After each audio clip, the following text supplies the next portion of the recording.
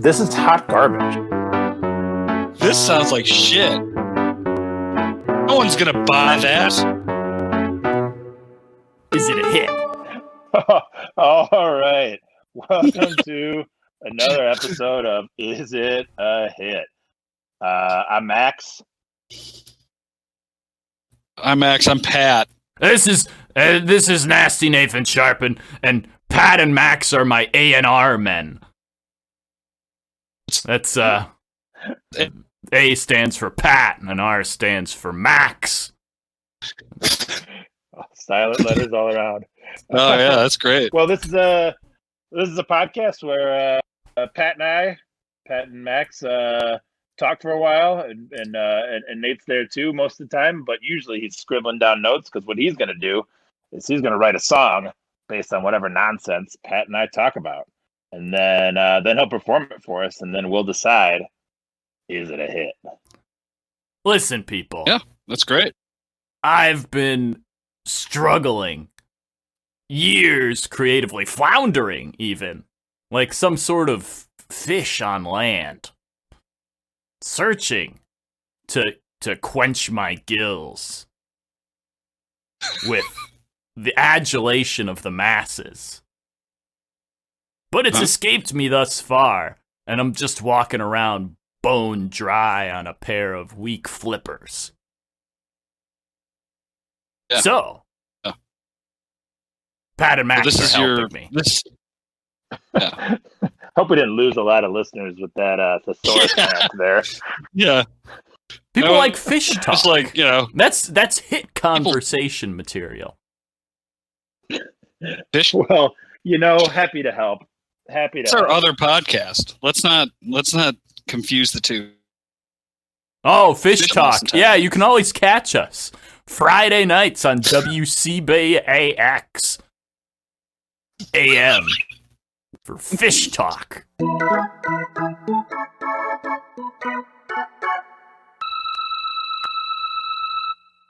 Do you want to know how my New Year's was? How New Year's was it? I came home at 11:30. Sweaty. AM or PM? 11:30 p.m. Sweaty. All right. Ready for it. Ready to log in to the YouTube TV free trial membership that I have to cancel. Come to think of it. Right now, or they will charge me at least triple what Cheapo Wireless would charge you. I'm a big fan of the YouTube TV, man. And I tuned in keep going. to see Ryan Seacrest. And I was profoundly disappointed. Do you want to know why I was disappointed, Max? Because you were trying to watch Dick Clark, and then you found out he died like 15 years ago. Well, Max, that was half the reason of my disappointment. The other half of my disappointment, besides the fact that they didn't dig up Dick Clark's skeleton like they do in usual years, is that I'm very used to, as a good American consumer whore, I'm very used to getting targeted advertisements. Now, watching network television for the first time in quite a long time, I noticed advertisements that were decidedly not targeted towards me, and it made me furious. So, yeah, I don't need regular capitalism to tell me that I'm inferior or, incomplete unless I buy a certain product. I need good old-fashioned surveillance capitalism to just tell me exactly what I've been telling them that I maybe need, and then so they feed off of my own insecurities. I don't need them to generate new insecurities. You know what I mean? Yeah. Yeah. Right. I want them to accurately feed. Like a vampire that instead of just cutting you open and just sort of lapping at your spurts of blood that are mixed in with the enzymes from your liver because he did a poor job, I want the vampire that really gets in right to the vein, sensuously, sucks out my blood and turns me into one of their army members of the undead. A familiar. A familiar. Yeah. Yes, I want the familiar comfort of surveillance capitalism.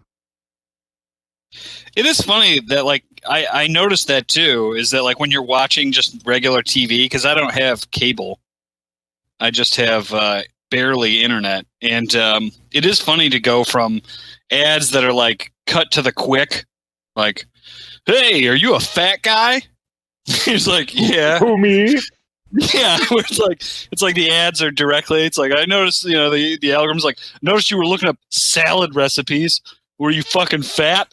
And then it's just like all these different advertisements that are just like directed at fat people, you know. And to be fair, I am one of those people. But it is funny to like go to like television. I haven't seen like a tampon ad, or, you know, not a tampon ad, but like I haven't seen like an ad directed at women in years, because I just haven't had cable. It's like, oh, this isn't for me. It's funny that you really, yeah, that's definitely a thing. And it definitely, you know, it feels, because, you know, it feels soulless to begin with, but at least they know you. At least the ads that are directed at you, that are like stealing your data and like, you know, exploitative, like at least they know you. You know what I mean? Exactly. The devil, you know. Yeah. Versus some like mass media bull crap. There is something funny about the fact that the only people that now have even a remote chance of understanding the experience of people that fall into other demographic categories other than themselves are people that are catfishing. Yeah, right. Yeah. And you know what ads I haven't seen in a long time because of, you know, like the targeted ads. Remember this used to happen when we were young. You would see like an ad for like a chemical company, and it would just be like, it's like a boy fishing with his father, the grass breaking through the ground, you know, rain on like a Sahara, you know, the desert, rain on the desert, and then like a car going very fast, and then like the shuttle going up into space, and there's all this like music that's like building and building and building, and then it's like Monsanto's forever forward, and then you're like, what was that a commercial for? Like, what did I just watch? Do you remember those ads? I Or do. It was just like I remember a general, the you know, your GE ads and your touch the feel of cotton, your DuPont didn't poison that groundwater ads, all of them. Great. right? Great That stuff. poison was already there. That poison was already there, people. Looking for it. Yeah, those ads have completely gone away. I always liked those ads because it was just like, man, what is this? They only Who is this make those for? to target government regulators now. That's the only Right. people those They ads just go give them to. bribes. They don't have to do that anymore. They can just like, hey, we wrote this bill. I'll give you $100,000 if you just put it on the docket. And like, well, everyone's like, okay. Yep, that's Sounds bribery. Yeah. That's how government works. So you got it. Yeah. Yep, this is a political science podcast, right? This podcast is brought to you by voting and its secondary and lesser known equivalent, not voting. Yeah. That's good. Voting's important, right? I get a lot of ads for that. I get a lot of emails talking to me. Like, I get a lot of emails directed to me that are just like, it's like, vote now. It's like, wait, what? And then I look and it's like, Arkansas is having an election bond. It's like, I don't live in Arkansas. What are you doing? Why are you sending me this nonsense? Just nonsense, people. Absolute hogwash. Never vote in Arkansas. I can't You guys rock the ever, vote in Arkansas.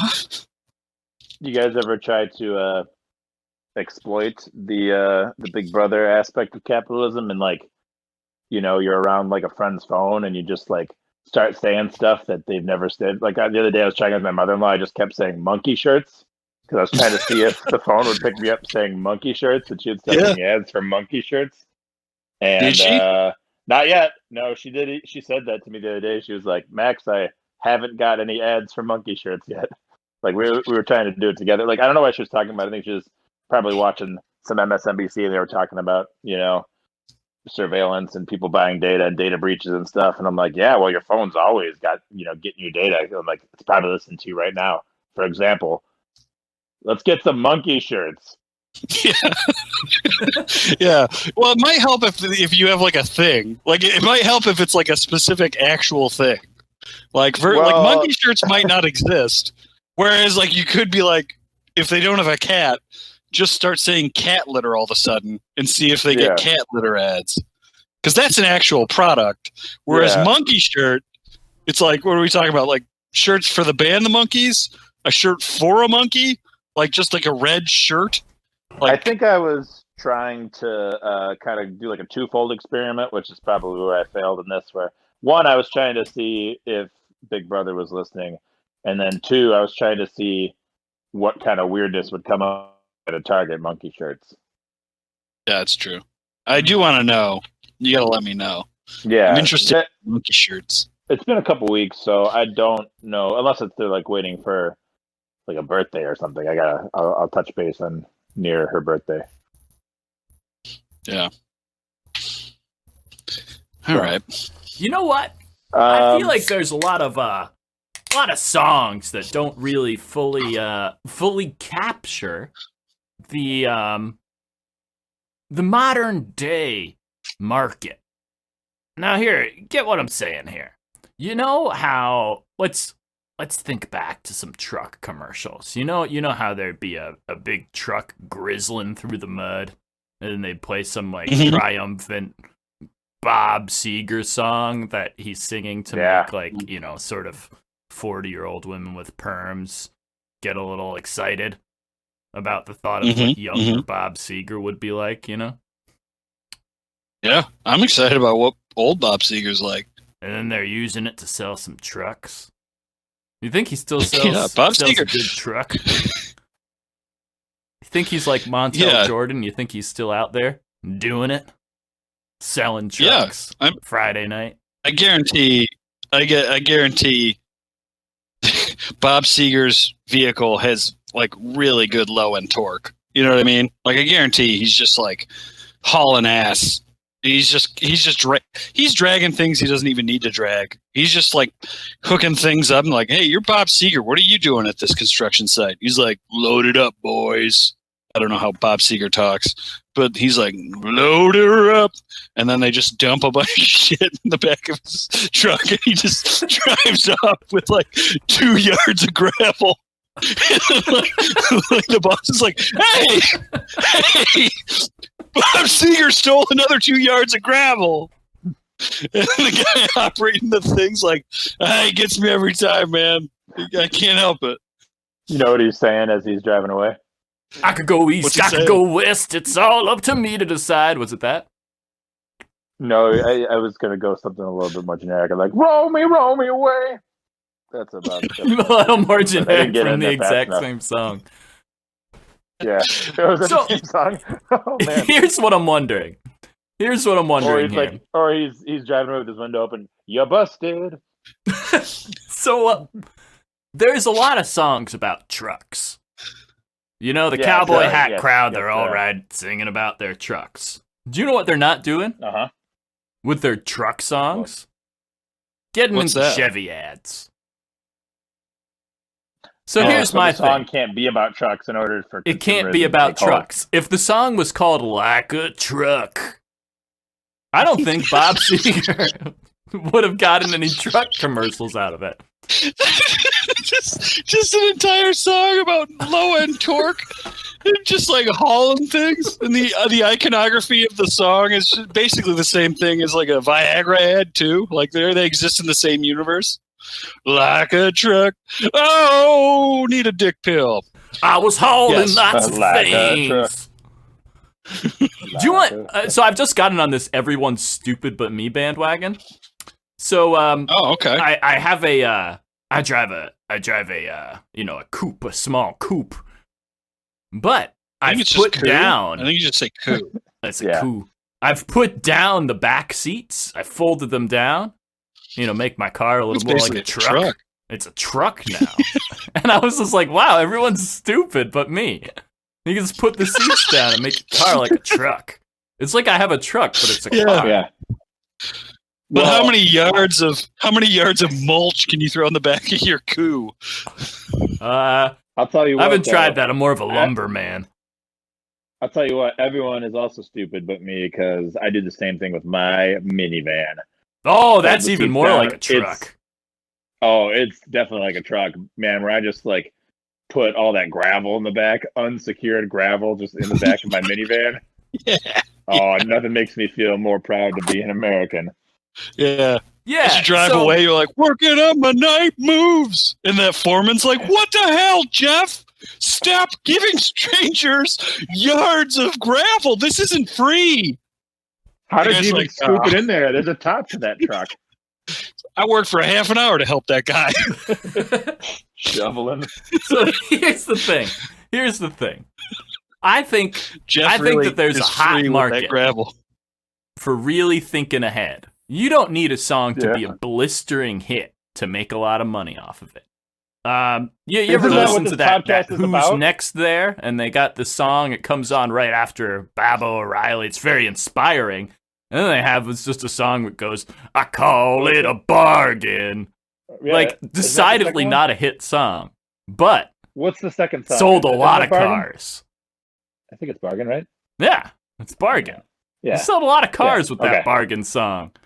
Like, thinking ahead. Thinking, I'm going to sell this song for a commercial. Now, that one's a little on the nose. But Bob Seger changing Like a Truck to Like a Rock 30 years in advance? Brilliant. Well, I think if you're doing that, you need to have kind of a general Americana vibe. Like, I think that's where you're getting at. And that's kind of like the pervasive theme. It's like, they chose these songs to be, in these commercials because they, it's like, what's an American gonna do? What's a guy that knows what the value of work, right? A guy that has worked through a pair of gloves. What's he listen to, right? And the answer is Bob Seger. So, you just need to do what, like make a working man's song, That's the idea. Song, Pat. Working Man. Here's the thing. My hands are decidedly uncalloused, and the song Working Man's already been made. But I was thinking that maybe, listen, there's a lot of money to be made from, maybe a more advertising, a less rugged type of man. They got a lot of disposable income in targeted advertising.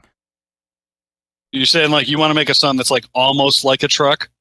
I'm saying a song that's almost like a truck, but that will not appeal to a tough guy at all.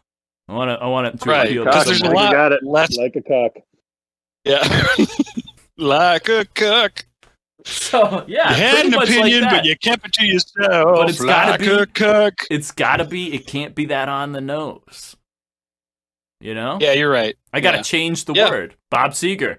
He wrote Like a Truck. He toured with it for years. It was part of that early discography that he threw out because he didn't want to be associated with it anymore and just wanted to get the willies off for a bunch of middle-aged women in perms pining for their lost youth, Yeah. No one pines for their lost youth like someone in a perm. It's true. Watch these old videos of Bob Seger. It's all just women in perms pining for lost youth. And Bob Seger. And they're already young in the videos because it's from the 80s, the ones you're watching. Yeah, but they look old with those perms. Yeah. They were pining for a different haircut. You ever hear that Weird Al song, the truck driving song? How's it go? Let's just listen to Weird Al this whole time. Oh, I'd love to. I listened to that New York Times expose they did. Not expose, just like, retrospect podcast they did on Weird Al. I listened to that this week. It was great. Found out where the name Weird Al came from. It was just like a name that people in his college dorm used to make fun of him, and he was like super shy and awkward. They just called him Weird Al. And it's a pretty good name. And he just kept it. Yeah. It was great. Great story. Taking back, hitting the bullies back, it's a real George McFly type story. But anyway, this is it's a deep Weird Al cut, but it's like the truck driving song. It's like very like, I'm driving a truck, driving a big old truck. But like the whole song is like, starts with like him being like real manly, but then you find out he's like very effeminate, and he's just like, I'm driving my truck with my high heels on. And like the whole song is like, it's tough to watch the road, and I'm still waiting for my nails to dry. It's pretty good. It's a pretty good one. Yeah, it's good. It's a good classic switcheroo. I haven't listened to it in a long time, so I don't know if he's if it's just a woman driving the truck, or if it's just if it's a guy who's doing all this effeminate stuff. But I don't remember, so I have to re-listen to it. But funny if it's a guy. Yo, yeah, man, cross-dressing still funny. Yeah. Bosom Buddies still number one on the charts for TV shows every year. Yeah. Yeah. White Chicks won 5 Oscars last year. Yeah, the weird thing is it won last year. Rough year for the Oscars when they're nominating a movie from like 2010. Do you think they can go back good movie. And get retroactive with it? Can we have like a retroactive Oscars? And then, they'll literally bring people's corpses down the red carpet, adore them with praise. They could do whatever they want. Like, we look at the Oscars like it's an institution. It's just a group of people that just decided to be like, let's celebrate this already, outrageous, like, stuff. Like, they're not like a system of laws. They're just people. Yeah, they can do whatever they want. Last year, they literally announced that they were going to have a best popular movie category. And then the internet was like, what are you talking about? Like, why? It's just like, whatever made the most money, that's going to be nominated for this. And it's like, and then they were like, oh no, that's a terrible idea. We're going to not have that category. Yeah, that's the only way Michael Bay was going to win an Oscar. They should just have the Golden Globes at the Oscars. Could do that very easily. I mean, all these award shows are pretty awful. Well, I mean, it's all, let's be honest. I was going to act shocked and feign surprise that this was all just the self-filleting activity of a predatory and toxic industry that feeds off of the misery of human beings that pine for living a real life, but instead we settle for watching other people do a shell of the same thing in front of bright lights inside of meticulously detailed costumes. You talking about the college football playoff? That's what I'm talking about. College football playoffs. Yeah. Well, I think you got your first verse. There you go. Hey, nice job. Well, I want to know what I want to sell. This is my only thing. You just tell me what to sell. No, again, you got to make a song. You're trying to be the Americana for that was like, the greatest generation and our parents, right? Like that's how you sold to them. It's like, what's the most American song you could think of? What's the hard working man song? Now you got to think of like, what's the demographic for, 35-year-olds? 20 years these cucks that don't do anything. And what are they doing 20 years out? Right. So that's all you gotta sing about something like that. Like, we made it through, and then just come up with, it's like, you wore your mask valiantly, and then the second verse be like, you didn't wear your mask valiantly. Just play both sides, Yeah, that's what the first song that Nate wrote was about, creating a genre that was a combination of all other genres, so you could, hit that least common denominator. That's right. I think denominator. One of the two. You just you're putting a lot of carts before the horse, right? I think what you got to do is you got to have something you feel. Yeah, I think I get what you're getting at. Like a Rock could have sold a lot more things than trucks. Like a gateway computer. Like it could have sold like an entire yard of like mulch or pea stone or pea gravel, Yeah. Ask anybody. If Jeff weren't giving it out for free. Seed. Bags of crabgrass seed sounds like a poem, right? Like, yeah. Keep that one. That's a good verse. All right, we'll put that in. But I'm trying to listen. It can't be too on the nose, like we've said before. But ultimately, I'm trying to sell. You think I can be on the nose? I think you can be on the nose with a concept. Like, I call that a bargain. The best I've ever had is clearly like thinking ahead. This is going to sell some stupid But like, shit. think about what's that one song that there's a bunch of songs by Queen. Queen, they keep using Queen for every ad. The one was like, I want to break free. Like, yeah, that guy want to break free. He wants to break free. You know?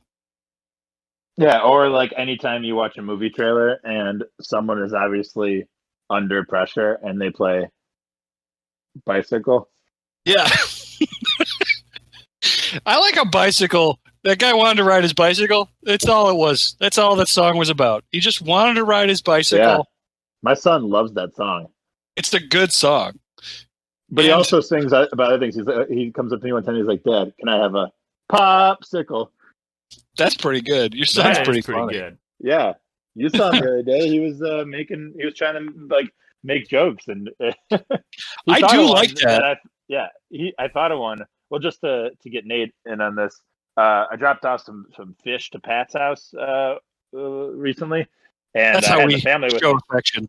We can't share emotion. We just give and take fish. Yeah, that was part of our fish talk podcast. But so I gave Pat some fish, and then Oliver was for some reason all day he was just like trying to like find punchlines for jokes, and he was just like, "Dad, what do you call something in this, something?" I don't know. He was just like saying whatever came to his head, and then he was trying to think of a punchline, and every so often it'd be funny, but I'm like, "Hey, you should try this with Pat later." And then, so that's what Oliver was just trying to do with Pat, was just like trying to think of a joke to make him laugh. And he thought of one recently, and I was like, you should save that one for Pat. But then we obviously forgot it because we didn't write it down. But Oliver, I think, really has like this urge to be a performer. And I'm going to try and foster that the best I can. That's good, man. I think that he was funny. The funniest stuff he did was just like the reality stuff where like you were like, how's your Thanksgiving? I was like, so sad. I self-isolated. I made Thanksgiving dinner and then I ate it alone. And I think making the food made it worse. And he just laughed. He was like twisting the knife. He kept twisting it was awesome. The knife. Yeah, it was good. He was like, what was he saying to you? He's like, oh man, you were real lonely. Like, oh, you were by yourself. And he was just like trying to bully Pat, but Pat it was funny. Laughing, so Oliver was like, oh, that's feedback. That's positive feedback. I'm going to keep doing this joke. And then on the way home, I was like, Oliver, you don't have to make fun of Pat's life.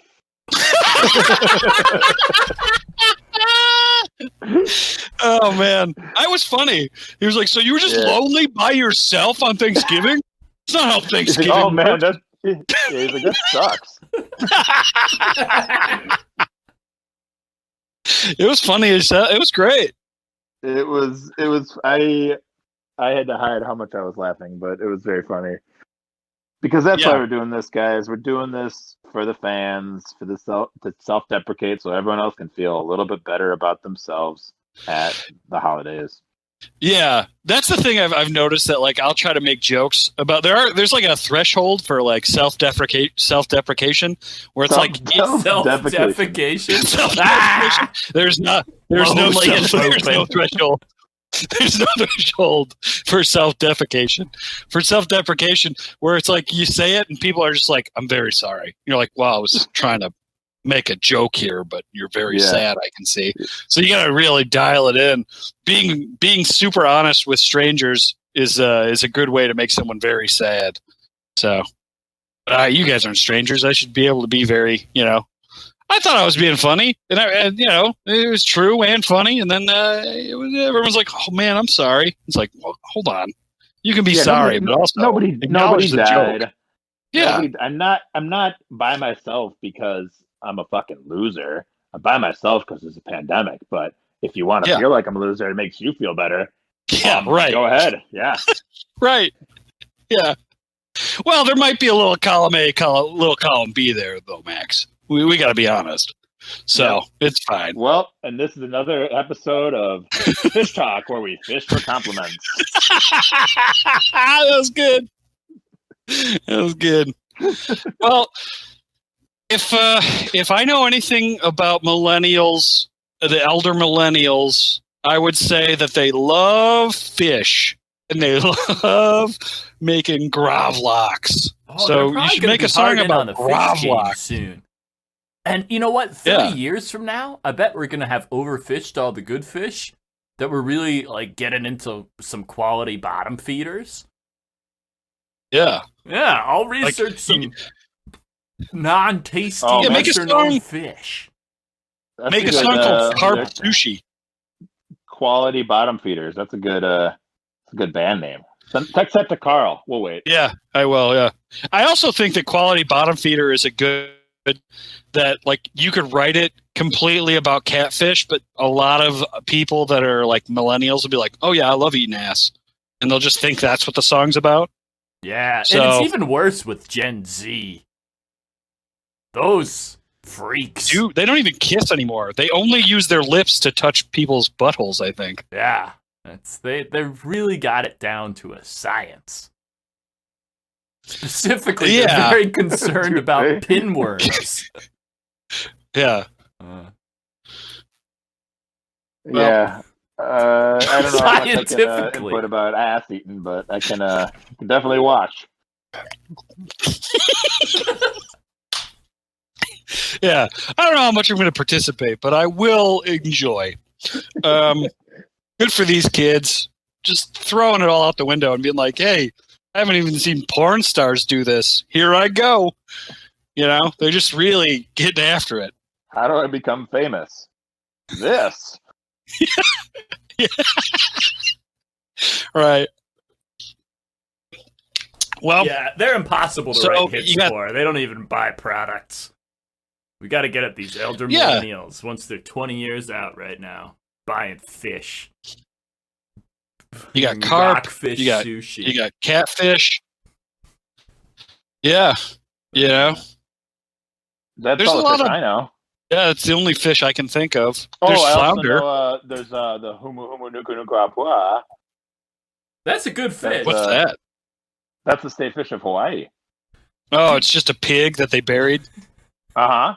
You know, the state fish of Hawaii is a buried pig. It's spam.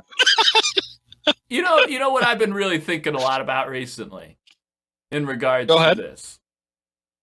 I think we're not super qualified to have this fish podcast. But when it comes to making hits, I think we got our finger on the pulse of the people. So I think we've got a lot to work with here. Yeah, I mean, are we qualified fish experts? No. Okay. Are any of us good at making music? No. Are any of us good at, being funny? No. Like, podcasting really isn't about those things. Podcasting is about filling the void. And can we fill voids? Maybe if someone just puts us on repeat. Yeah. Sure can. Listen, you know what I mean? We got to build up this play count. So if you're listening to this, put us on repeat for a while. Very, very low volume. Just let us into your ethereal space. Throw away your kid's white noise machine and put us on repeat. Put us on repeat, especially the parts where we talk about the actions of Gen Z. Yeah. This is a kid-friendly podcast. We like to show kids the new world. Yeah. What's after? Let's talk about this. After eating ass, what's the next step? Like, what the generation after this generation? What are they going to be doing? Where we're all going to be like, ew? Is it just kissing again? I think they're going to be back to showing ankles. Like that's going to be the thing. I think there's going to be a hard. If we knew, we would be famous. Yeah, I think actual emotion, dreams. It's like, can you believe that slut? She makes eye contact when she fucks. Like, that kind of stuff is going to be the new, taboo. It's like, they kiss on the lips. It's like lips aren't for kissing; it's for eating ass.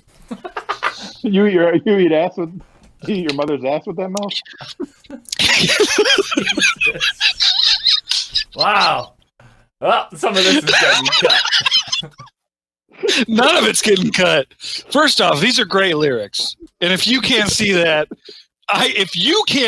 Nate, no one can.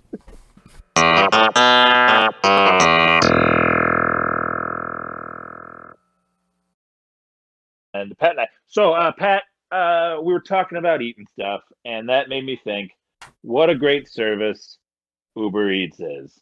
I know I haven't cooked food in weeks. Sure, and I can't even imagine cooking food anymore. I don't even know if I have a kitchen, but you know what I do have?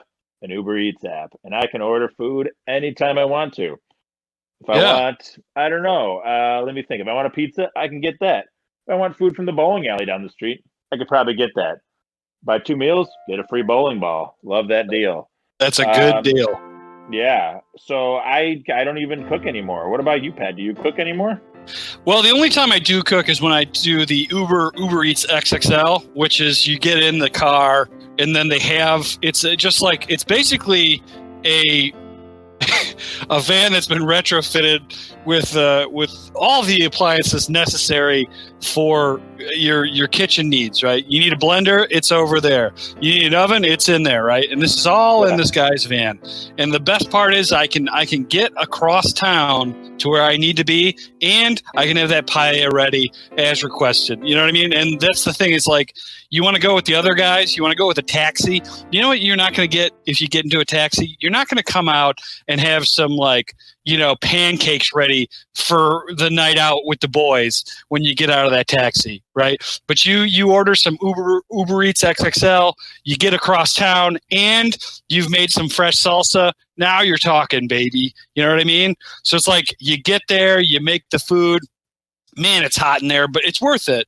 You know what I mean? You get out, you're sweaty, you smell like burnt whatever you burned, but you got there and you got a piece of food. Because you know what's worse? What's worse than showing up to a party when you haven't made something inside of a van? Max, I can't think of a single thing, and that's how I get to parties. That's how I get across town. Even if I'm just going to like to get my social security number card renewed, right? I'm gonna show up at the place there, and I'm gonna have some food. I'm gonna have a pizza, personal pan pizza. I'm gonna say, hey, I made this for you on the way over. Why don't you throw in a few extra social security digits in there, because I need a new one. And the lady, you know what she did? I got like 12 digits, man. I have like the longest social security number I've ever had. And it's all thanks to Uber Eats XXL. You make the food, they drive you there. Makes me the last time I went to the DMV to get my plates renewed, it took 45 minutes. And you know what I thought the whole time? Man, I could use some paella. And thanks to Uber Eats, they were able to patent the idea of food truck rentals. And that's why Pat's able to drive to the DMV and cook himself some hot, steamy paella the way there. Then he can eat it while he's waiting in line. He takes the number, sits down on a meal for 4, and just chows down. Maybe the guy next to him who's trying to get the Mackinac Bridge plate, share that paella with him. It's one of those things that Uber Eats just brings people together. Brings people together, man. Yeah. Oh, and I finally have a reason to use that saffron. You know what I mean? Yeah. I have just so much saffron. It's coming out of my ears. You know what I mean? What are you gonna do? You're gonna what else can you use saffron for but paella, right? Uber Eats XXL. Make that paella. Get your license renewed, right? Get your hunter's permit, right? Go fishing. Whatever you need to do, get your fishing license, all that stuff, head to the DMV, get all that stuff updated, and on the way over, make them some food, hand it out. Now you got a party. Now you're hanging out in line. You're just whipping out, you're giving biscuits, handmade biscuits. Here you go, here you go, here you go. And you're just chowing down. You're getting across town. You got everything you need, man. Uber Eats XXL. It's the wave of the future. And new from Uber this month is a modification to Uber Pool. Uber Pool used to be a service you would use to carpool places with Uber. Now it's a service where you rent out pools. Hell You ever think, man, I sure want a pool right now? Uber Pool. Save 15% off with your first pool rental. Right. Now, you do have to clarify whether you want to play billiards or you want to go swimming. They have both. They have discontinued the Uber Pool where you can all share the same vehicle, but they do have billiards, they do have pools, and they will bring them to you, and they will take you across town to the DMV. Right? You need some paella, you're going to get in the Uber Eats XXL. Right? You need to take a dip, right, before you head over, get your license renewed. Uber Pool. You're going to take a nice dip, get nice and relaxed, maybe burn some calories. You're going to get out, you're going to be soaking wet, but you know what? Uber Pool, they come with free 1, beach towels, 2, that chalk. If they have both. I mean, you shouldn't need either or, but each driver is going to have the chalk. If you're going to go for billiards, they also have the beach towels if you need it. And as a big man, a beach towel is just a towel to me. I don't know about you, Max, but I need a good beach towel. And you know what? When I'm playing billiards, I also need the chalk. So thank you, Uber Pool. Uber Pool, be sure you use promo code Mom's Ass. Yep. You just get on that website there, and you're going to have to click a few links. I don't know the exact pathway, but Mom's Ass is our password. Every time you guys use those, that's going to give money directly to us. We need that money. You guys know we need that money. Get us paid. Once again, paid. Uber Eats, Uber XXL, and Uber Pool. All right, that was good. They're going to love that. Oh, I can't wait to send them a link on SoundCloud for this. Yeah. Directly on Twitter, Uber. They will love it. Yeah. And I also wanted to just quickly shout out to all our patrons and to all our OnlyFans. We've been posting pictures of our feet on OnlyFans. We've been posting pictures of our armpits on Patreon. Join either or. We'll get you those pictures. Send us a few, just send us some dollars. You know what I mean? We need the dollars, but people are loving it, right? We'll put up some limited edition stuff. We've been posting links to purchase our monkey shirts. We got monkey shirts. Yeah, those are getting snagged up. Not too many left. I think there's just a couple left in the store. Make sure you get those monkey shirts. Right. And the Mom's Ass bumper stickers. Those are selling like hotcakes. Your mom's ass. You know what I mean? You eat your mom's ass with those lips. That is a great bumper sticker. Whether you support free speech or you are incestuous, either way, you go for it. You know what I mean? So, and I know kids these days, they're into a lot of things. 1 is incest, and 2 is eating ass. And those are flying off the shelves, man. And we really appreciate. We need all the help we can get. Psychologically, making this kind of content is very, very draining, and we need a lot of counseling. We need a lot of help from doctors and professionals. So sign up for that stuff. Get us the help we need, making content that you guys are demanding of us. But sign up for our OnlyFans. We got pictures of Nate's feet. We've been doing eye stuff. A lot of eye requests for Nate. Just like staring right at the camera.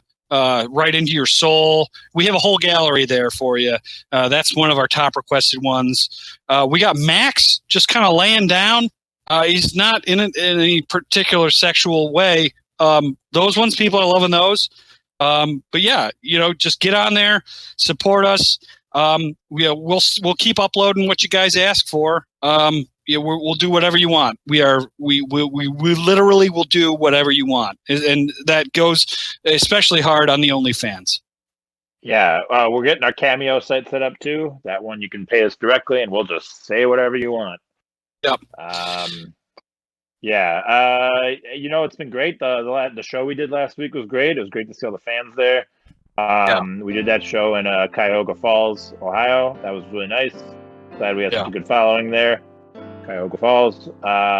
Shaker Heights show was not quite as good, but it's just great to be able to travel to another state and see just the salt of the earth, just coming there to see us talk on stage. And most of those people have never seen us before. I think if they had seen us before, they wouldn't have shown up. But now they've seen us. They know what we look like. But we got their money. That's right. And that's what it's all about. We've advertised, most of our shows we don't say it's a podcast show. We might say it's, we're marionetting. We might say that it's shadow puppetry. We say a lot of stuff, right? We're straight at, we advertise that we're straight out of Branson, Missouri. None of it's true. We just want money. We only want money, and we'll do whatever it takes to lie to strangers to have them show up. And that's why we really love our patrons. That's why we really love our OnlyFans and our Cameo people, because you guys actually know what you're paying for. You actually know you're getting garbage. You actually know that we haven't tried at all for any of the content that we post on there. And we appreciate that you'll pay us money even though it's bad, right? For our live shows, wow, is there just a lot of unhappy people. But most of them are geriatric. I'm not worried about them, with the exception of COVID. But I am confident that I can take most of those old people that want to fight me and demand their money back. And I haven't refunded a single person. And Max, I'm going to keep doing that as we travel across this nation. There's nothing more heartening than having people pay to see you or pay for your content when they know you're not trying. It's just great. It's a great feeling. It really makes you feel like a capitalist, that you're taking money from hard-earned Americans for not having to work too hard for it. Right. I see why capitalism is so popular. I don't have to work very hard, and I don't have to share it with nobody. And if the IRS is listening, you ain't getting nothing. I ain't declaring shit. That's right. Well, we also have several shell companies. I really want to thank everybody that's helped us put together these shell companies. A lot of this money is coming in through Patreon. We are filtering it through our shell companies. We are not going to pay any taxes on this. We don't want any of this to come back to our government. We don't want any of it to help social programs. What we're doing here is we are taking all your money that you give us. We are just basically laundering it. We might as well be a cartel.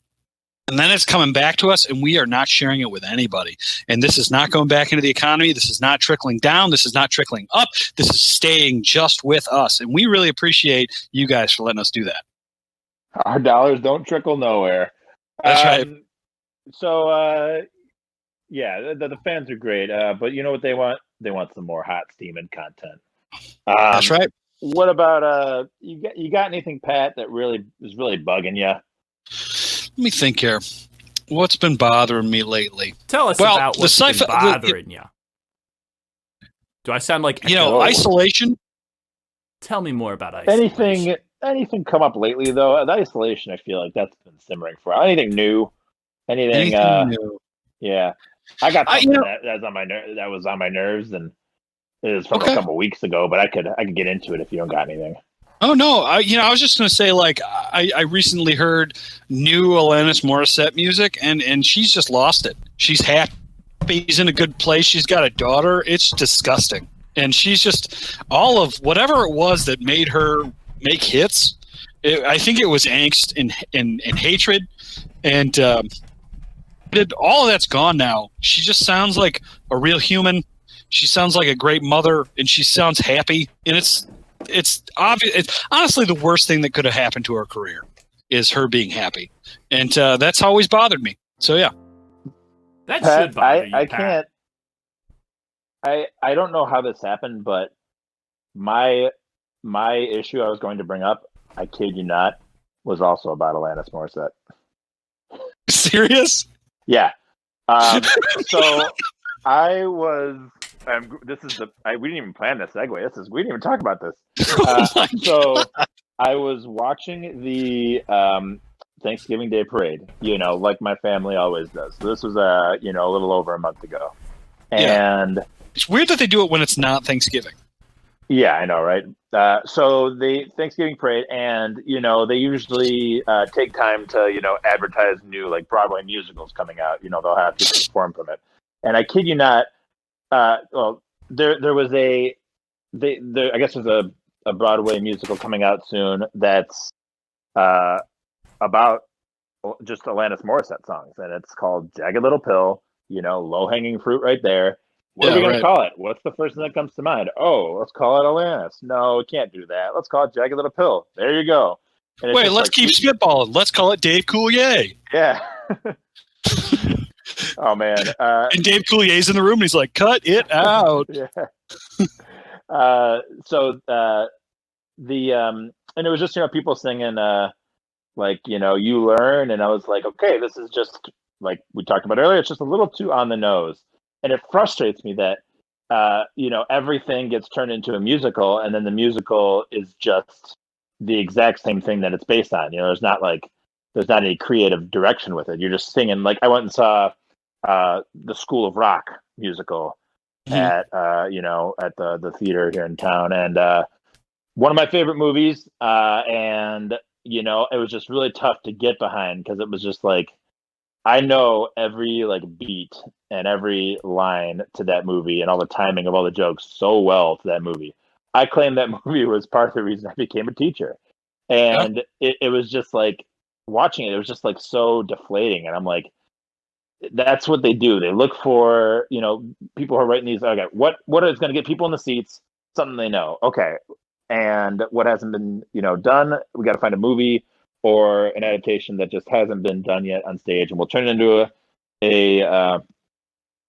a musical, and then that's going to make a bunch of money, and it just is so uninspired, and it really frustrated me. And I'm like, okay, so going down this path, what are they going to start making musicals of, and what are they going to call it? So what do you think would be like down the road? Like, what are they going to make a musical on, and what would be the worst thing they could pick to make an adaptation of a musical on? I got my answer, and I feel like we're going to link up on this, but I want to see what yours is first. Well, I mean, to be honest, my brother used to be in musicals a lot, and they'll make musicals about anything. It's just. And I, you know what I mean? I like musicals. Like in general, I think I don't love them, but I like them. I like just the spectacle of them, and when they're when the songs are really funny, they're good. Like I've never seen Avenue Q, but I've listened to the soundtrack a couple times, and I like that because it's very well written. Or like Book of Mormon is fantastic. I've seen that twice. Oh, it's fantastic. Next time it comes up here, we get a lot of good shows up in East Lansing. They do a good job at getting stuff. Like we saw Hamilton there, which that's one of those ones where it's like it's fine. I don't know. I don't feel very strongly about that one. I think. Oh, I liked it. A little too hyped up. Yeah. Okay, we could get into that debate. I just wasn't. I think the hype kind of overshadowed it. I couldn't really enjoy it because I think everyone was always just like, "Oh my god, it's so good," and I just got a little overwhelmed by expectation, which is fine. It happens. That one was kind of like an uncontrollable monster that just was crazy. But those are like obviously very original, very well written songs, and it's just like a very it all came together hilariously, and it's great.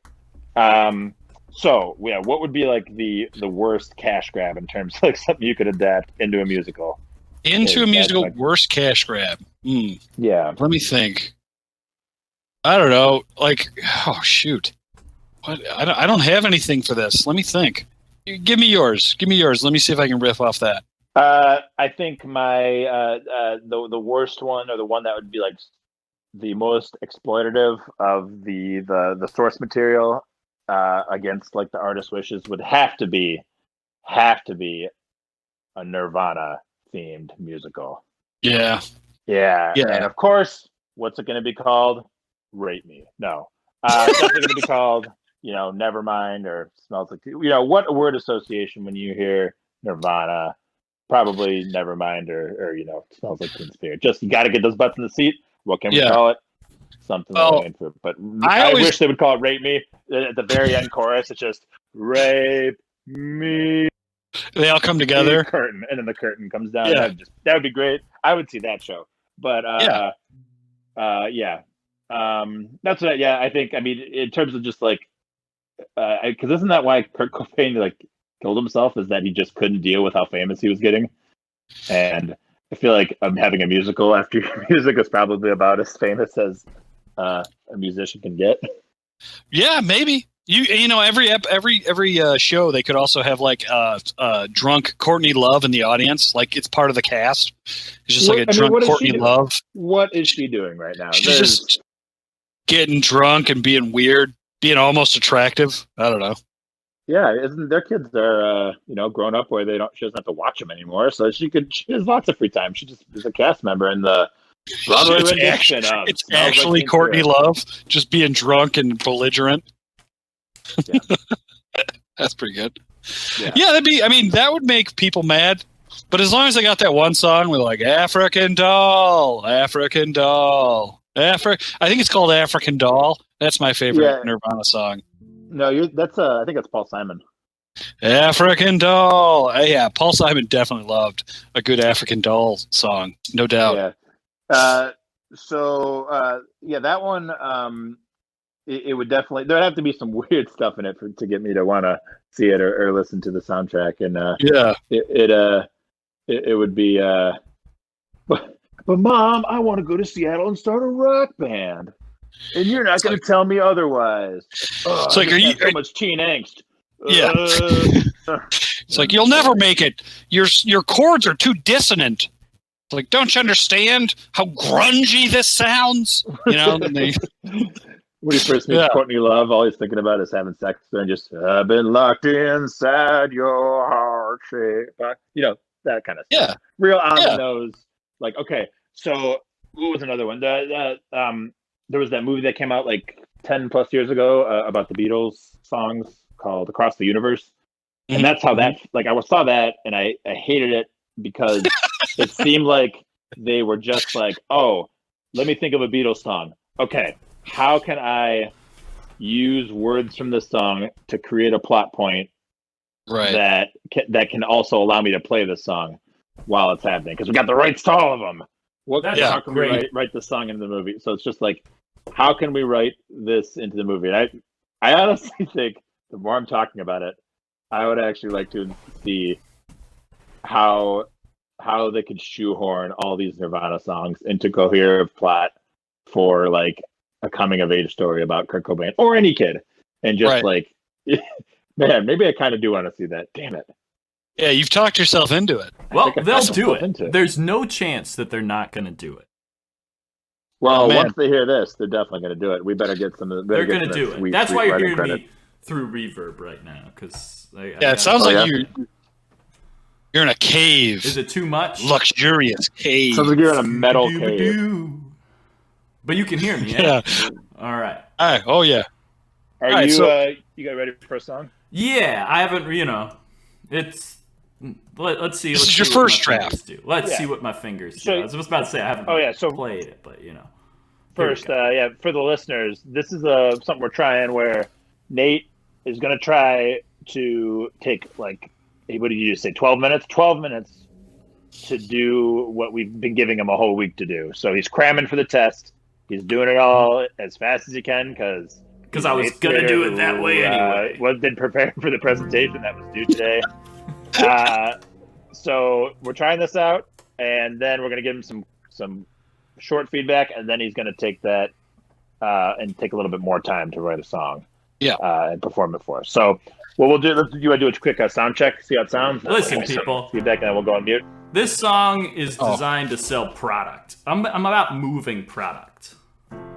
Can you hear this? It sounds okay. It's all normal. Oh yeah. Right? Oh yeah. We got the piano. We got your voice. It sounds great. Is it you got a little reverb, or what do you think? You think it sounds fine?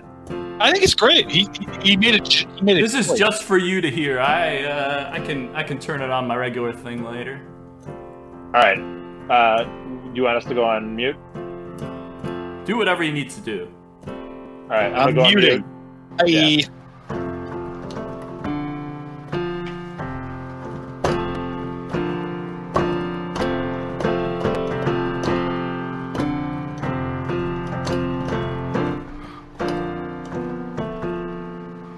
I'm dead in the water, I'm surviving. I can't breathe the air, but I'm thriving. I'm eating all I can at every spot in sight. I'm walking through a tunnel until I see the light.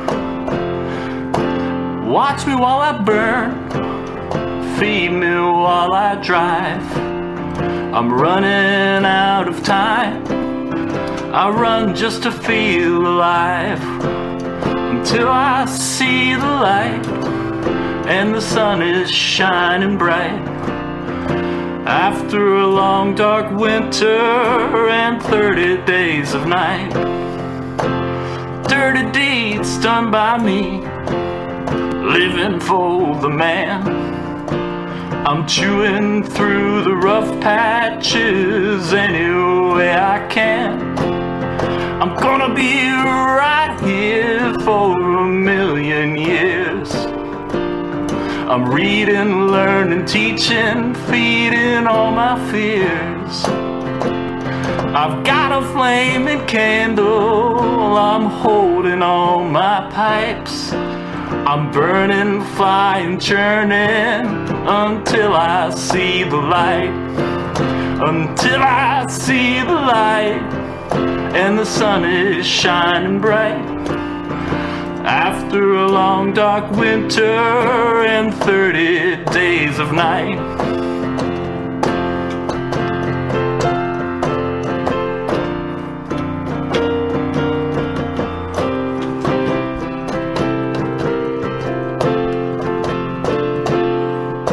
I'm strong like a rock, I'm feeling like a truck, living in gas mask and goggles, living just for luck.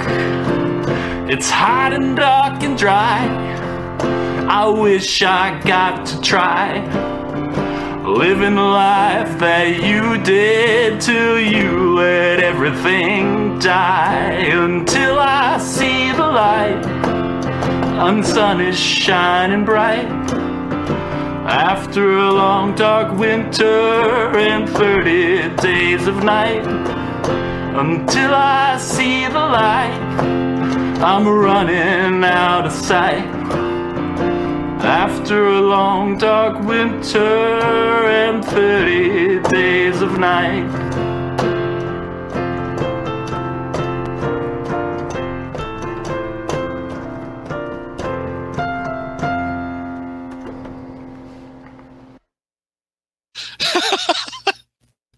Wow, it's like you're becoming Mark Cohn in front of us. This is like you got bit by walking in Memphis, and then you just are slowly turning into him. It's like you got bit by the Christian child. I was bit by the Christian child. Ma'am, I am tonight. It's just so much easier. Mark, why are you yelling at me? I was trying to learn how to play Walking in Memphis, and it was annoying. And I did not keep on going. Yeah, so it's an actual good song. Like there's actual like musicianship in there. Well, the thing is, he inverts all the chords on the piano, and it just really requires you to stretch your fingers in a way that I don't want to do. Yeah, he's pretty good. I mean, it's a great song. There's nothing wrong with that. It's a great song. There's nothing wrong with that. So this song that I just wrote was it's designed to sell bottom feeder sushi, and it's a song about and so the idea is it's a song about destroying the whole environment, and it's designed to sell something that will catch whatever's left, and we can feed off of it. I see. No, yeah, I think that's what I wanted. I think from a chord progression standpoint, I think your verses are very good, and I think your content is pretty solid. And from what you set out to do, where you said, "Hey, I want to make a song that sounds like it's a cash grab." Oh yeah, this sounds like something that you might see on a pharmaceutical ad, something like that, definitely. Right? Yeah, it's total cash grab. No, I was envisioning a war veteran coming back to greet his kids. They're like surprising him at a baseball game or something. Oh yeah. And then, until I see the light, when that was happening, I was picturing like the kid turning around and the parent taking off the mask and then everyone embracing and me crying. Which, I do it all those. Yeah. Really that's good. Off those emotions. Yeah. Well, this is what I would say. Send more people out overseas. Yeah, that's a This ad brought to you by the army that sent the dad over there in the first place. You're gonna love it when you return home after weeks of hell. Yeah. Think of how good it's gonna feel to return home. Well, you can't get that feeling without going to war. Nope, sure can't. I think that you need a little separation between the verse and chorus. That was hard to follow. I actually had different chords for the chorus, but I forgot to do them. Yeah. They were supposed to be slightly That's something that you can... Are you taking notes here? Are you going to try? Because you're going to do this again. I'm taking notes. Yeah. I'm taking notes. Oh, I wrote this in the wrong notebook, man. All right, here we go. Let's see here. Different... Yeah, I felt the same way. Like, I didn't know that there was a chorus. Refrain? One of the two. Whichever one repeats. That's the one I didn't know. The hook. Or whatever you guys call it. I did not know that was there. I thought it was all part of the... we really got to make remind me, what am I... chorus. Which one's the chorus? Remind me. Chorus is the one where it's like, that's what the song's kind of built around. So the chorus in this one would be, until I see the light, until I see the light.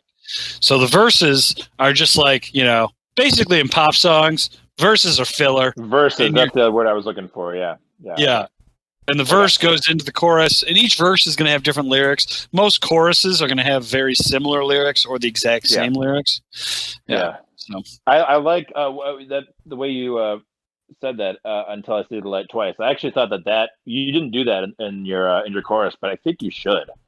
I think you were trying to force a rhyme in there, but I like that. I like the repeating of "until I see the light." The way that Pat said it, I even wrote that down. Yeah. That's just that. I thought that it was kind of forcing a rhyme there. That didn't. I don't know. It didn't sound good. But I like the rest of it. It was good. Yeah. I wanna see my family member return from the war. Yeah. Now, one thing I would say is that you have options here, right? So you have a good shell of a song, but I would say that you need, every good song needs a bridge of some kind, right? So what you could do is you could have like a 2-minute verse, chorus, and then the last part of the song is when you really, it's like you drop the facade and then you really put the energy in, and there's a build, right? Like and Meatloaf? Are you talking Meatloaf? Are you talking Paradise by the Dashboard Lights? Yeah, that's right. Nice. You could do that, right? You have that option. So you find yourself a new progression that's a little harder, a little more 4/4 time. Really give it to the people. Maybe take our advice, but you could always let me sleep on it. That is such a good song. I'm a bat out of hell. I cannot stop listening to that song. It's so good. Let me sleep on it. I think I'm in Fight Club, but I don't know. I'm definitely in Fight Club. I lost a lot of weight. Yeah, you were, man. I every time I hear that Alanis Morissette song about Dave Coulier, I always try and shoehorn lyrics in there about Dave Coulier, while I'm singing, this song's definitely about Dave Coulier. Yeah, I sing that one all the time to myself. I love just thinking about Dave Coulier getting a beach in the theater and Dave Coulier just all the stuff, sitting at dinner. But do you think it was his Bullwinkle J. Moose impression that really drove it over the edge for youthful, exuberant Alanis? I think it was that he was 35 and she was 14. Yeah, she was like, "Wow, this is weird attention." Yeah. Do you know what he said when she was like, "Dave, I'm having your baby"? What did he say? What do you think he said? Abort it out. I think he just said cut it out, but we'll go with that too. Pretty good joke. Yeah, thanks. I was really trying to force feed that one. Great setup. I like how I had to take the bullet there. Yeah, you trusted to me. You know what? Go ahead, Pat. You know what he said. you know what he said. Yeah. All right. So you also, I'm always a fan of a breakdown, right? A build-up breakdown. You're busted. Right? So, so remember, I mean, if you're gonna make a song that sounds like a Mark Cohn, progression, you might as well have a, honey, are you a Christian child? I said, ma'am, I am tonight. Walking a minute. You gotta have that moment, right? So you gotta have the breakdown build up, Yeah. All right. Let's break it down. Build it up. Let's put that down there. Break it down. And that could actually be your transition into the last third of a song. That's all like giving it to them. And then we got to give. But I would say, if you want to make this song a hit, you need a little more energy, because right now this song isn't a pop song that would make the hits, right? Like this song is like the third song on the album that the true fans love, but it's not like the song that's like garnering them new fans, right? Yeah, this is like the My Wife of that album. Yeah, this is right. Y'all ever listen to Swamp Dog? No. This is actually it's pretty much the same as that song where the kid's like, why do they drop the bomb, Dad? And just to be clear, if my wife is listening to this podcast, I'm not talking about you. I'm talking about Who's Next. That's right. Yeah, that's right. I'm not talking about you, wife. I'm talking about Who's Next. My mistress. No, I'm talking about Who's Next, the album. And also my mistress. I'll see you later. Yeah. So what do you think, Nate? Do you think you got? Yeah, I think it needs. So basically, what you're telling me is, and I know you like to use the Mark Cohn reference, but I'm gonna take this off the Meatloaf reference. Shit. So basically, you want me to take this song and remix it Meatloaf style. Yeah. Just grind it up, put some rice and stuff in there, and make it meatloaf. Just mash it up with a lot of filler and serve it with a heaping dose of ketchup for the people. I was going to say slather it in catsup. Yeah. Slather this tune in catsup. There's too much soul. This is very doable. This is hot and doable. I'll come back to you. I'll come back to you in a week with catch-up. We'll catch you next week, people, with the real song. I'll say this. That's a good first draft. That's a good first draft, man. It was great. Yeah. I feel like I'm going to have to stop. Like, to be a good critic, I'm going to have to stop loving every single song that you make. So, listen. I got to start hardening up a little bit. Listen, Max, you're getting paid big bucks by Lou Tussle Records. As a part-time A&R man, they're really putting their $7.55 an hour into you. They're putting it in hard. And do you know what they want? Yeah. They don't want some yes man. They want a man with a finger on the pulse of the people. What do they want? A man with a finger on the pulse of the people, Pat. Ask again. I'll tell you. What do they want? A man with a finger on the pulse of the people. Do you know who has that? Seacrest. Max, you have that. So you need to get your finger back on the pulse and act like you're getting $7.55 an hour for your work. Yeah. You need to stop finger banging the pulse of America and just start. I was just about to leave it on there. If you want to cut out the mom's ass stuff to make this PG, so my non-weird family and friends will listen to it. I was gonna allow that, but maybe next time. Maybe we'll go for next time not being so mom's assy, but I don't know. I'm cutting out all of this. That's possible for me. I don't know if that's possible for me. Yeah. I'm already holding back, and you guys know it. I'm already cutting out everything that Pat does. The only part of the Pat that we're keeping in is just us scolding him. Yeah. I'm doing a really good job. I'm doing a fantastic job. You're doing a great job holding back, Max. DC. And you know what? Yeah, this is Lou Tussle Records thanks you, and we've decided to take you off of your temporary probation and reinstate you. $7.50 an hour. 5 cents that's less lower than Max. it was before. Yeah, but it's full-time employment. Oh yeah, I get benefits too on top of that. Yeah, medical, dental. Anal. Manacle. I need manacle insurance. I keep breaking my manacles. I keep breaking free. What if they just started discounting other things like they discount vision, your eyeballs, and your teeth. What if there's like, fingers aren't covered by your insurance? Oh, Yeah, we got a more rider. of Got a rider. that's a urological problem. You're gonna need a different set of insurance for that. Well, this is a lot of fun, guys. I think we got what we need, and see you next week. I'm excited. I'm excited to hear what comes out from this garbage song. Yeah, bad start. Off to a bad start, as Jack Black would say. Yep. Off to a bad start. I'm gonna put more work into it. Let me think on it. I'll give you an answer in the morning.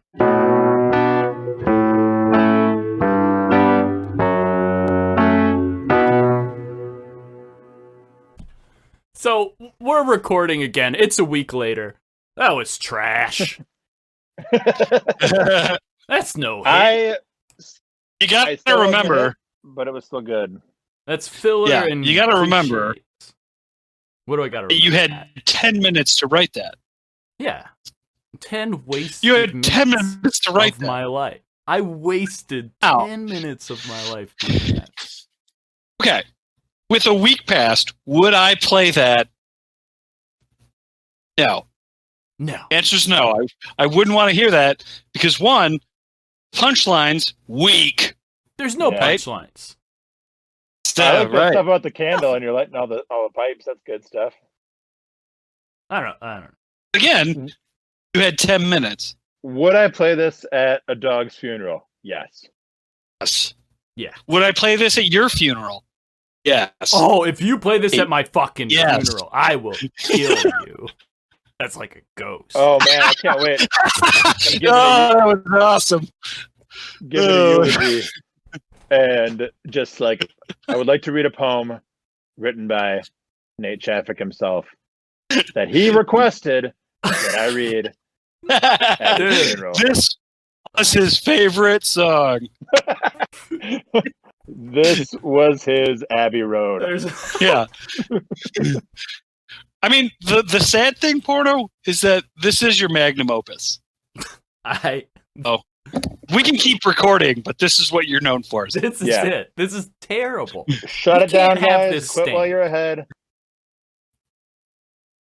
Yeah. All right. So, let's get into this new one. Yeah, let's get into this new one, man. Let's fucking dig in.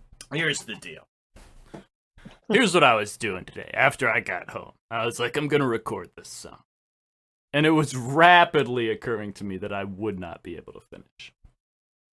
So, what I did was hastily write it on a piece of paper and decided to cover up the lack of multi-tracking that you can do with basically just props.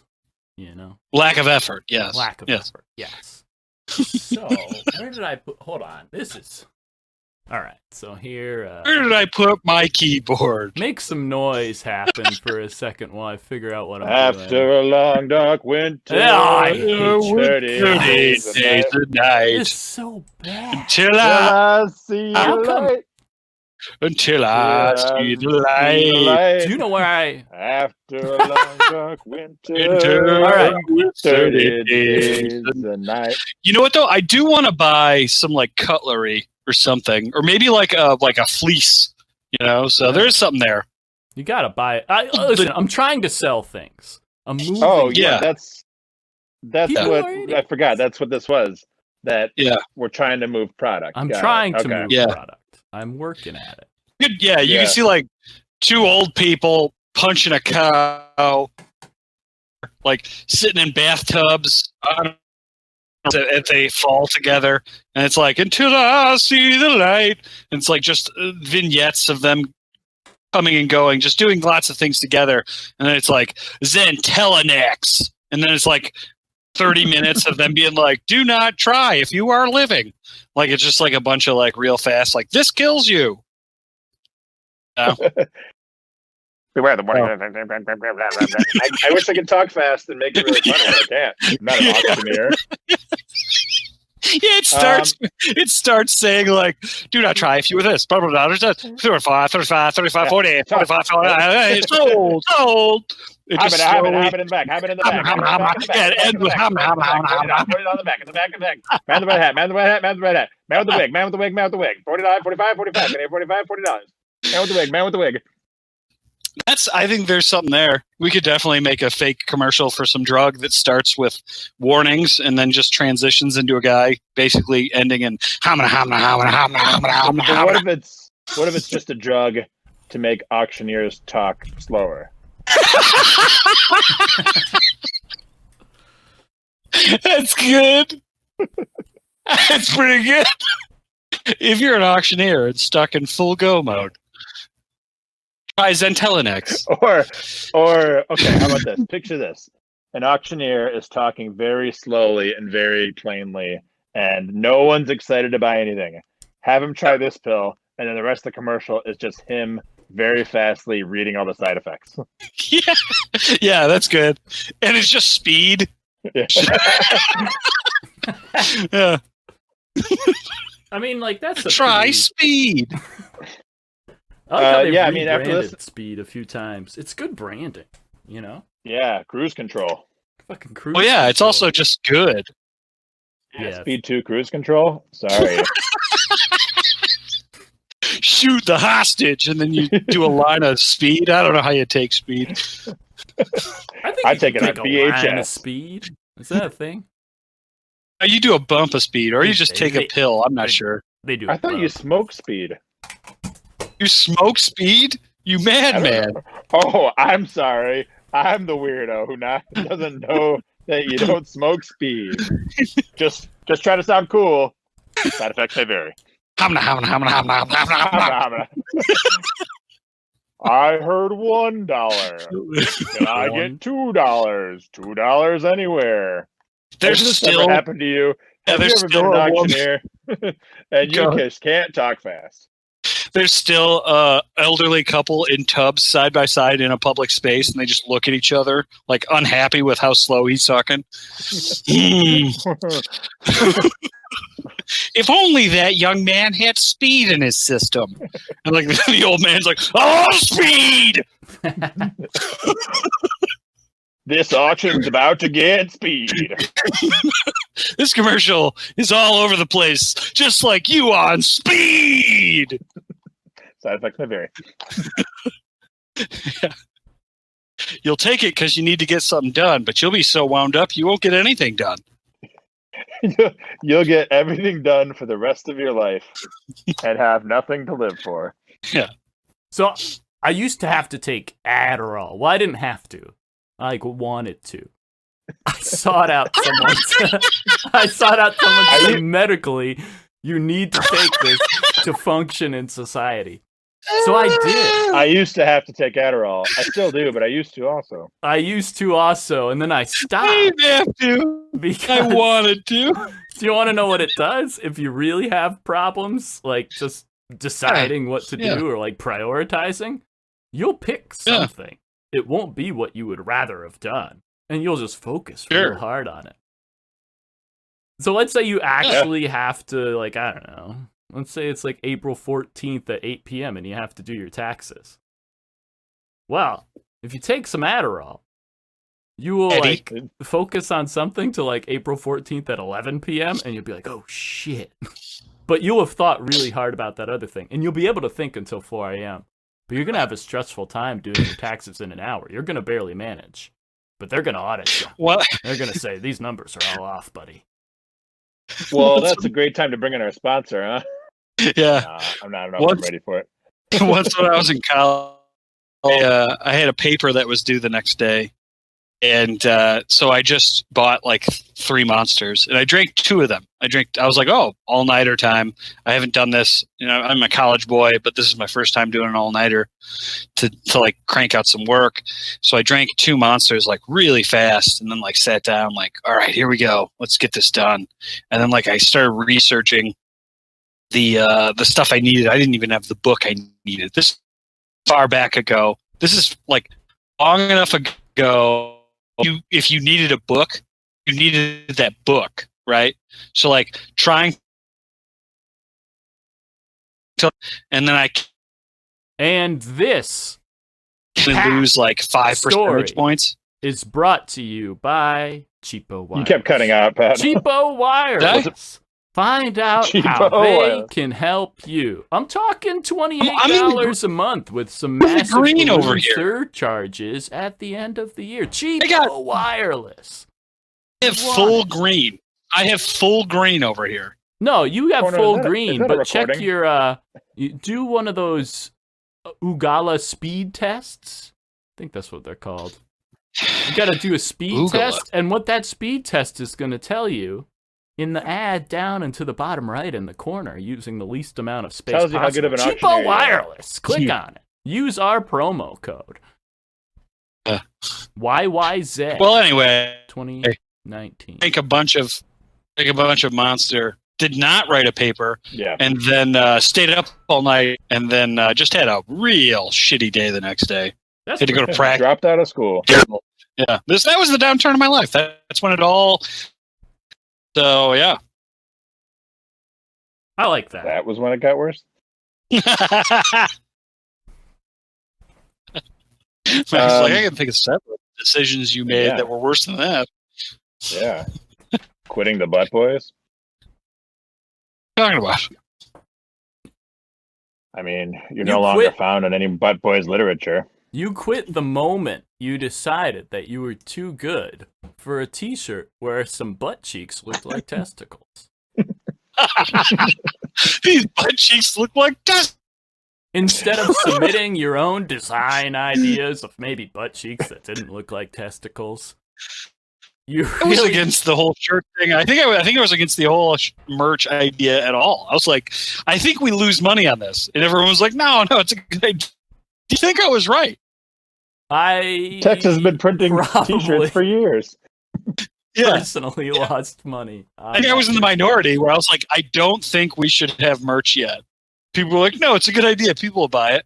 People did buy it. Oh, they And didn't. do you know what they bought? Gave it Pat? away. Do you know what they bought? The ones that you told me to stop making.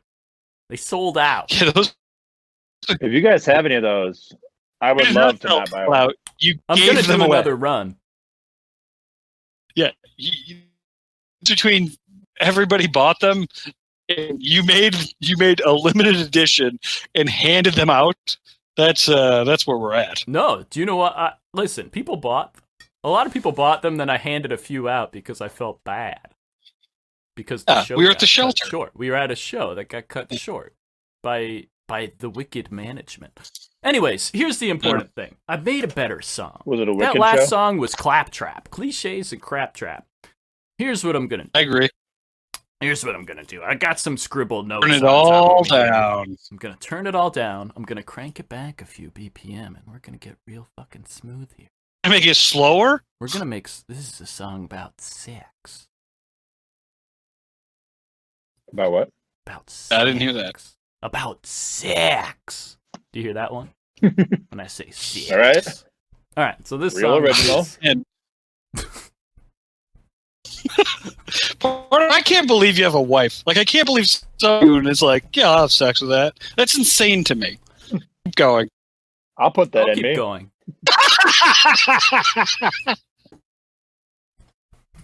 I'll put that in me. That's how it goes. Yikes. All right. I gotta press the button here. All right. So here's the thing, you guys. Once again, this is like I've just written it out and I haven't figured it all out yet. But we're gonna go for So it. you're not going to use the space sounds from earlier? The what? Those space sounds that you put on earlier. Oh, they're not space. Oh, Here we go. I know they're not.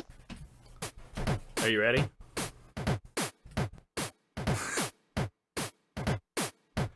Oh boy. Ugh.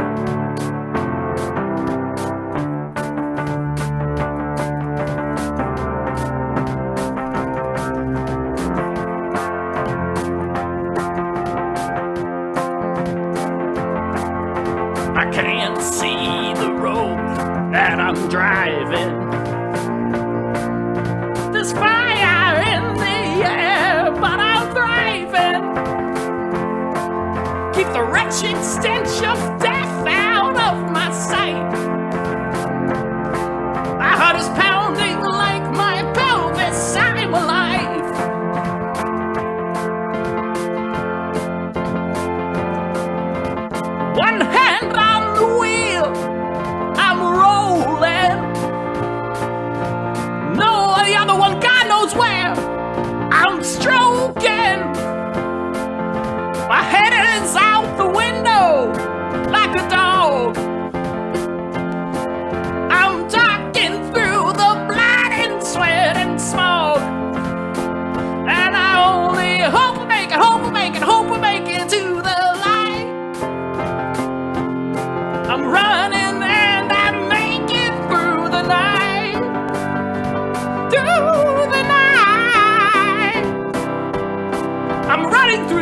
acid mine, death race 1989. I'm running through the acid mine, death race 1989.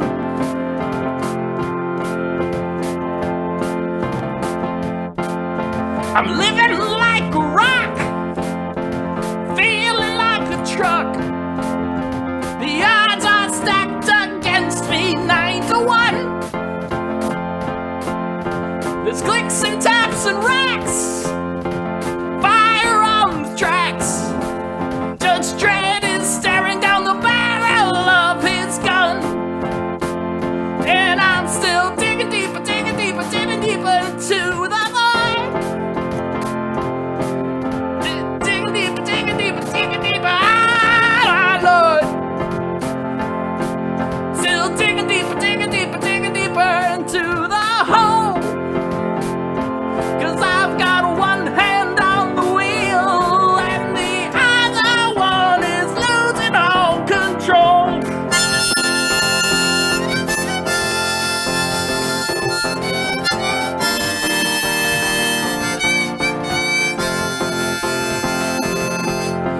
I'm running through the acid mines, death race 1989. I'm running through the acid mines, death race 1989.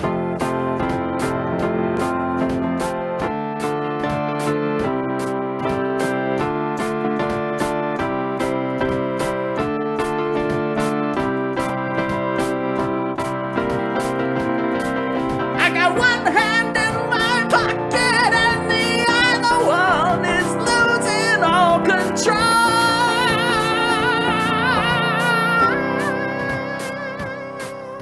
I'm running through the acid mines, death race 1989. I'm running through the acid mines, death race 1989.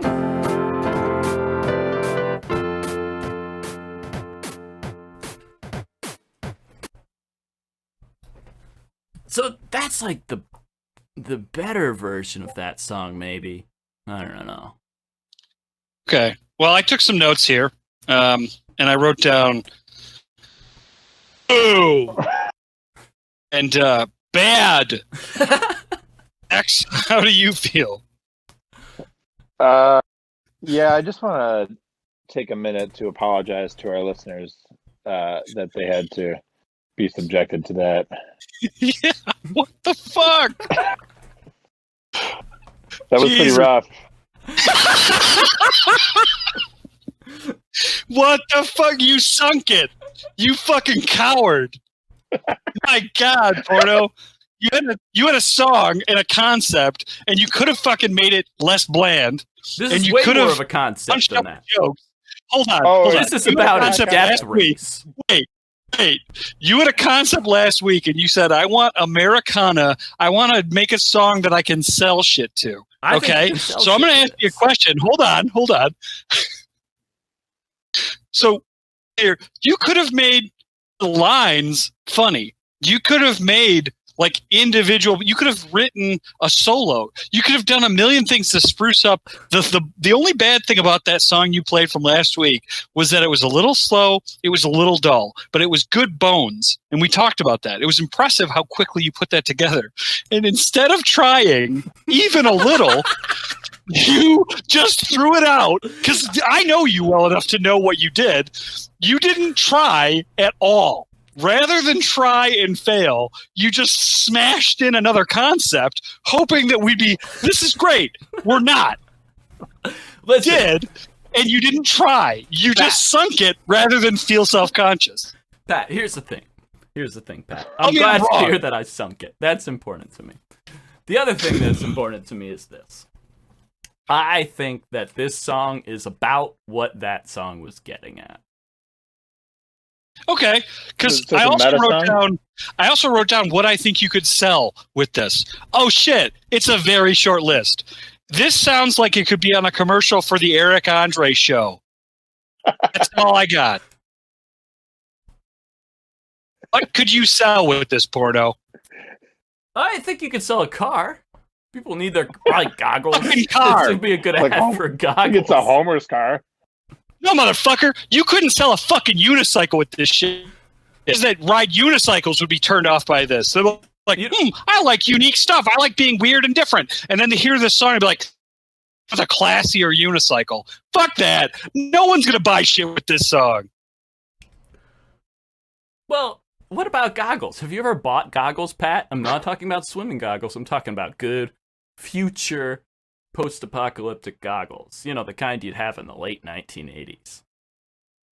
Go ahead. Sell me these fucking weird Mad Max goggles. No, don't play the song again. So here's the way I clearly put so much more effort into this version of the song than the last version. I mean, I didn't modify. Do you want to know how I modified the last version of the song? I was in a band with you 10 years ago, and you tried to write a song called Death Race 1989. You already tried to make us play this song 10 years ago, and we said no.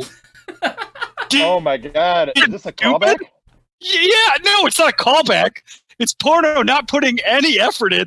You're the fucking linchpin. I always had trouble with the verse of that song. And here I have a verse structure, which I developed in the other song, but I changed it from the straight, like, Ionian major to a good Mixolydian, because that's more rock and roll there.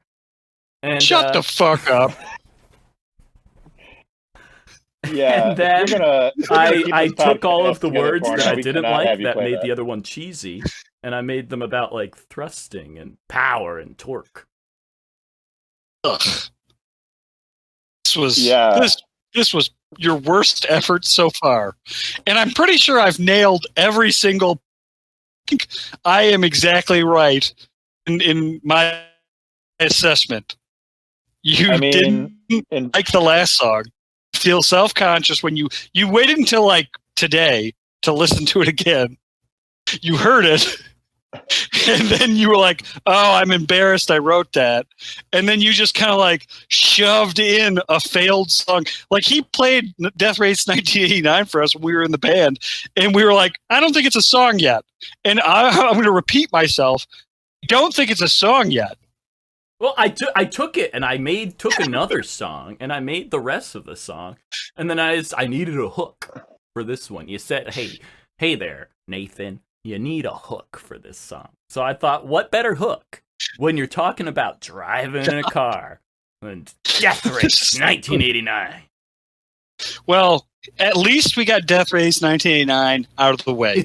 You can no longer use that. This is it. This is the song. Yeah. Okay. The one positive from the song in quotations, the one positive from this is that you can no longer use it. Yeah, I can no longer use it. I made the song. I've been waiting on this for years. Should have kept waiting. Oh, yeah. That worked out great. Well, that's another positive that came from this song is Pat got jixed. I don't know. I honestly don't know if I can trust your taste anymore. Well, in your defense, Nate, it does make me want to buy dog coffins. Oh, shit. I mean, here's what we can do. We can start brainstorming. If you can wow me, Nate, on what can you sell with this song? If you can wow me on that, if you can convince me that nonsense could sell something. Right? Now you can't just say an item. You have to like give me like a breakdown. Like I feel like we could sell some like expired pudding from Cosby. Like, and you just go through the explanation of how you do that with that song. Yeah. Like, but I have no idea what you could sell. I mean, I think that could be like a song, like tracking someone like walking along the beach, trying to sell like clothes for the Gap or something. Wait, you're selling clothes to the Gap? No, like the Gap or Old Navy has a sale. And then this song, maybe not the Death Race 1989 part, but the rest of it, I mean, that could be like, and also no words, maybe just the music, and no piano or harmonica, just the boo. Yeah, that's all we want here. Do I still make the royalty money? I think so. Yeah, we'll write it into the contract. All right, I'm fine with this. Yeah. Can we get that beat again? Here's what we care about here. Care about hits. Do you know why we care about hits? Because we care about money. We care about you. We care about you saving money with cheapowireless.com. Can we get that beat again? Let's get that beat. Hey, it turns out that in my first run through the song, I didn't even record the beat on the actual podcast. I'll have to put it in post. Oh man, that's gonna be awful. What do you mean you didn't record that? Well, here's the thing. I put it on the wrong thing. I think. I don't know. Oh man. Oh man. Stuff. No, wait a minute. No, I didn't. So loud. I put it. I'd buy that crew neck. Khakis. Oh, we got khakis. We got so many fucking khakis. I'd buy those khakis. Bird shirts. Oh man, bird shirts like you wouldn't even believe. So corduroy. We can really use that to sell things. Denim belts. Denim shirts. Denim shoes. You know, denim. Hardly know them. That's good. It's so stupid. It's good. It's pretty good. I love it. Dumb. Yeah, I love a dumb one. I have a I question. think I'm gonna use that more. Yeah, denim hardly know. Did you now? Here's the question. Did you actually record that beat, or were you playing like Contra while you were recording that song? I plugged my phone into the computer machine. Toaster? And I have a drum machine app on my phone that I downloaded Game Boy sounds on. Yeah, you were like, I would like this drum set to sound like it's a Nintendo cartridge, please. Yeah. And it was like, yes, sir. This was the coolest thing you could do in like 2009. Yeah, I remember. Yeah. You hook up your played with that band that had the Game Boy. I've been obsessed. That was really cool. Well, anyway, he's still doing a good job. I'm not sure I could say the same about what you did. Well, that's a shame. Listen, so I have one question to ask you, and I had the thought of we could use this time if we have any extra time to record the intro to the next one. The other thought is this a hit? This is shit. This is a shit. Yeah.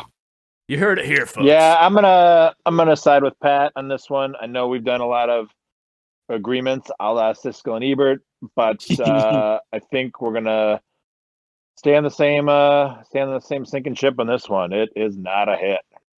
It is shit. Is it a hit or is it shit? Shit. Shit. I vote shit. Thumbs shit. Thumbs shit. 2 thumbs shit. Well, you heard it here, folks. These people are uncultured. Now you know about you taste heard it buds. here. You heard this garbage here first. Listen. They did. Listen, the first one was garbage, no effort. The second one was effort, hard effort, 10 years of effort. I cannot wait until we hear this all smashed together, because it's going to go from me being so positive and nice to me being so mad. And it's just we got to stop giving you a week to do stuff. We just got to give you 10 minutes every time. Yeah, Jesus. It's like you want to filter out all the good ideas that come to me over the week. I didn't have any lines about my pelvis pounding in the one I wrote in 10 minutes, but it takes a week. You get a good one. I like how before you started, I was like, it's weird that you have sex at all, and then you wrote a song about how and just made it so much worse. Ugh. All right. Oh yeah, I need to take a shower. Well, people, we'll see you here next week, and next week is what we start recording right now. Like and subscribe. Tell us in the comments, is it a hit? We don't care, but write it anyway. Yeah, you put it down in the thing. You can just write shit if you want. You could write hit if you want. You could put like a small h and then a like uppercase HIT. That's confusing. Do what you want. This is put it in the comments, people. And you can maybe you want to rate my rating. You know what I mean? That's happened before. People have been like, hey, Pat, you're too critical, or hey, Pat, you're too nice. It seems like no matter what I say, somebody disagrees and contradicts me. I think that's the nature of the internet. So maybe, Porno, the internet will make this a hit. Who knows? Maybe. Who knows? Maybe I'm wrong. Listen. Yeah, if Chocolate went Rain Mark can succeed, Cohn, you can and you too. had me go Meatloaf, and I went Meatloaf. That is not how Meatloaf songs go. I'll have you guys know that Nathan was also sending us pictures of like Meatloaf albums throughout the week. To this was him pretending he was writing like theatric opera, rock opera. It's like he was trying to tell his manager he was working all week, and the manager was having a conference. Right. Yeah. Yeah. We know you weren't working. Your webcam's been on all week. Oh my God, that's exactly what happened. he was totally like writing stuff down like he did work. Oh. Listen, I gotta keep a closer eye on you. Most of this in between 2 periods of sleep between 4 and 5:30 a.m. That's just when you write stuff. Yeah. Well, there's no. I'm not even. Cue the exit There's no joke music there. that I also haven't written yet. But by the time you hear this, I think we should have positive or sad exit music. You know, we should definitely have some like Porno was lazy music. Be like, oh, I don't wanna, and then it's just like brr, brr, brr, brr, brr, brr. I'm lazy, and then that's the end of it.